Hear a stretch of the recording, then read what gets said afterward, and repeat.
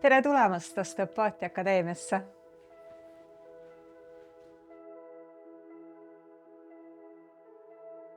Osteopaatia vaatleb inimest kui tervikut, tema psühholoogilist seisundit, tema vaimset seisundit, tema füüsilist seisundit, analüüsib ja annab parima, et tasakaalustada seda tervikut.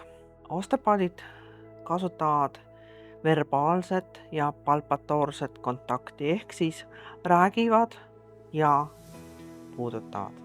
Osteopaatia on sügav teadmine anatoomiast, füsioloogiast ja palpatsioonist, et hinnata inimese kehastruktuuri ja aktiveerida selle loomuliku isetervendamisvõimet.